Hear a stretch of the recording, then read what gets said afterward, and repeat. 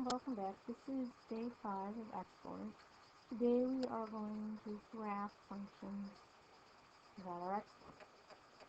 So, the definition of exponential function with base b is defined by f of x equals b to the x. So b has to be greater than 0, b cannot be equal to 1, and x is any real number. So let's examine the function f of x equals 2 to the x. If I make a chart, a chart over here, I'm going to substitute in the values negative 2, negative 1, 0, 1, 2, and 3. If I put negative 2 in for x, I get negative 2 to the negative 2, which is 1/4. And negative 2 to the first is 1/2. Negative 2 to the 0 is 1. Sorry, 2 to the 1 is 1. 2 to the 1, 2 to the 0 is 1. 2 to the 1 is 2. 2 to the second is 4. 2 to the third is 8. Typically when I do these graphs, you only need to use negative 2 to unless they tell you otherwise. Now I will take my points and I just plot them on my graph. And this is what my graph looks like. Most exponential graphs resemble the same shape. This graph is very, very small on its left side and is extremely close to the x-axis. It doesn't actually touch it. If it's really, really close, it will never actually touch it. As the graph progresses to the right, it starts to go faster and faster and shoots up off the top of the graph very quickly, seen on the right. So what happens here is we're going along, it's really slow to increase, and then all of a sudden, it increases really quickly and it goes way up. In a straight line, the rate of change remains the same across the graph, and that's your slope of the graph. In these graphs, the rate of change increases or decreases across the graph. And in this case, it's increasing.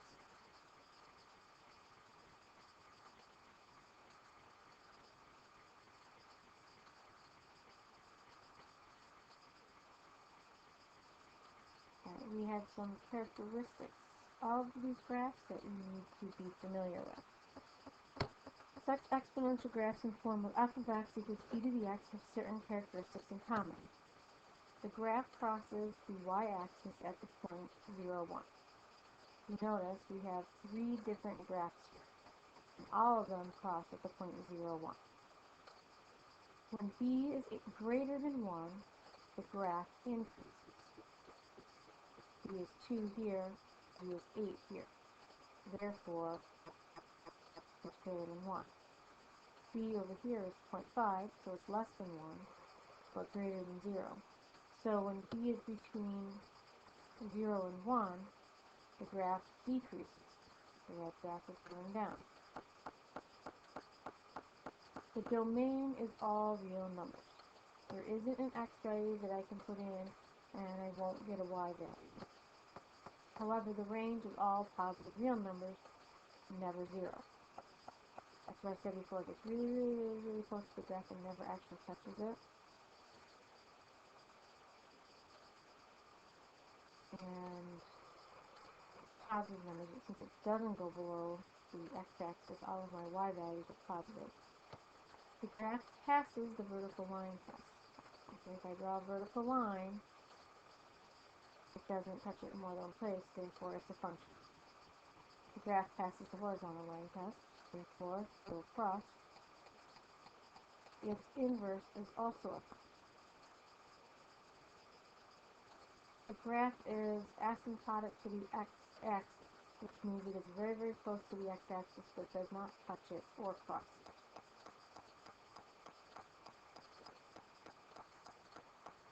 Okay, exponential functions are one-to-one functions.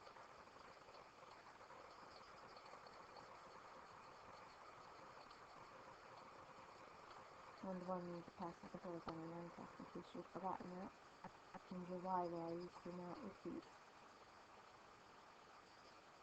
We have this other graph, and it looks very similar to the ones that were up above. It's called the natural exponential function. The function defined by f of x equals e to the x is called the natural exponential function. E is an irrational number, approximately 2.718288183, and it's named after the 18th century Swiss mathematician Leonard Euler. Looks like Euler, but it's pronounced Euler. Notice how the characteristics of this graph are similar to those seen above. This function is simply a version of f of x equals b to the x where b is greater than 1. Because e is the number 2.1 or 2.718, it's kind of like pi. It's an irrational number just like pi. So it's just a number. You'll find it on your calculator. It's usually above the button that says ln on it, near the log button on the calculator. They're usually together on the graph, so if you're looking for an e, that's where you will find it.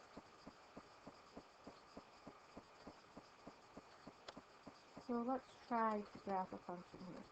We'll graph y equals 3 to the x.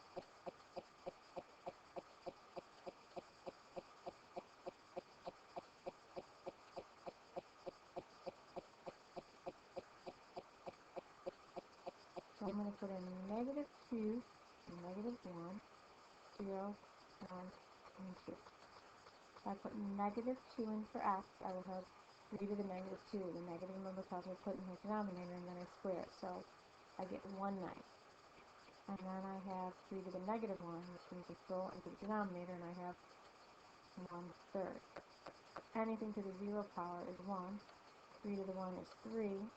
And then 3 to the second is 9. I'll come back up here on my graph, and I'm going to plot these points. So at negative 2, I'm at a 9. It's a little bit above the line. And then at negative 1, I'm at positive 1/3, which is just a little bit higher. And then at 0, I'm at 1. At 1, I'm at 3. And then at 2, I'm at 9.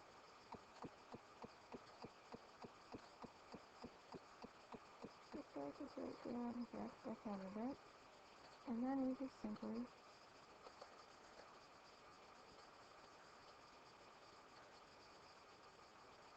make the points. Put arrows on the end of our graph because I didn't restrict your domain. And label it y equals 3 to the x. This is my y-axis. And down over here is my x-axis.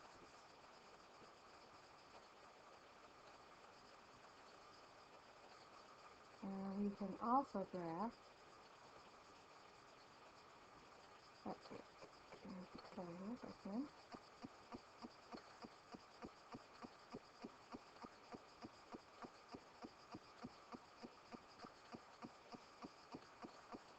Y equals 1/3 to the x.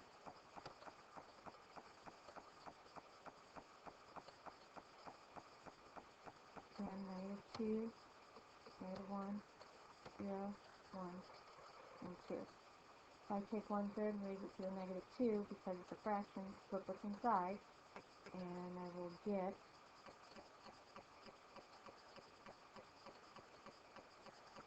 9. If I have this 1/3 and I raise it to a negative 1, flip it, and then I have 3. Anything to the 0 power is still 1. 1/3 to the first is 1/3. And 1/3 to the second is 1/9. So, I'll go back to my graph here.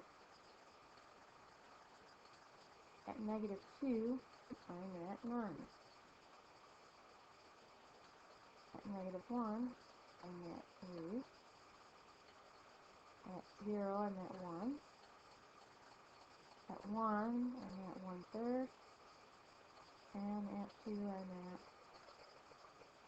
1/9. And just connect the points. Put arrows on the end. Go to your graph. Y equals 1/3 dx power. So that's basically it for graphing.